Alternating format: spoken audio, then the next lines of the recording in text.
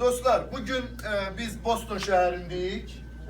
Amerika Birleşmiş Ştatları'nın Massachusetts ştatının Boston şehrinde. Azerbaycanlılardı buradaki insanların hamısı. Ben Avrupa'dan gelmişim.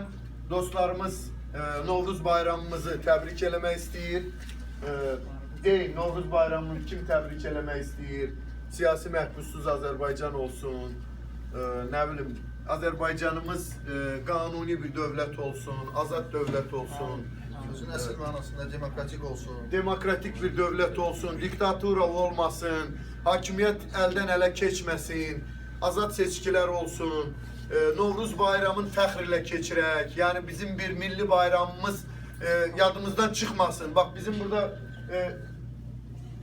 az kalmıştı yadımızdan çıkan Novruz bayramı. Çünkü o kadar problemler var ki o problemler bizde olmasın. Başka halklar gibi biz de bayramımızı bayram gibi geçirək. İşimiz olsun, məktəbimiz olsun, oxumağımız olsun.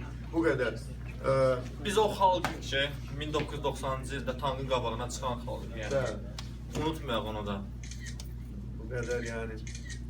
Çok gururlu gündür. Doğrudan da dostlar bana gurur verdiler. Amerika'da yani bu büyük bir 51 ştatı olan devlette toplaşmak bu kadar insanın süperdi. Siz de çok sağ olun ki geldiniz. Biz yani çok sevindik.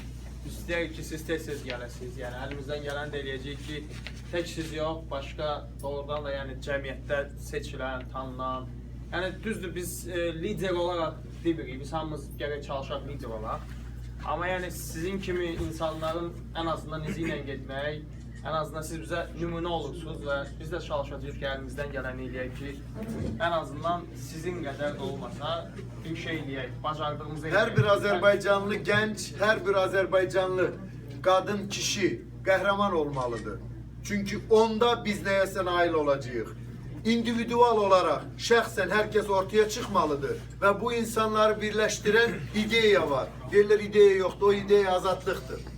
Azatlıktan, insan evladı için azatlıktan büyük değer olabilmez. Ya bundan fazlasını istemek ben bilmirəm nədir. Ki hansı ideya olmalıdır ki insan bütün halklar azatlığı için savaşır, vuruşur. Azerbaycanlılar da azad değil, diktatura elindedir ve bundan büyük değer ben görmürəm.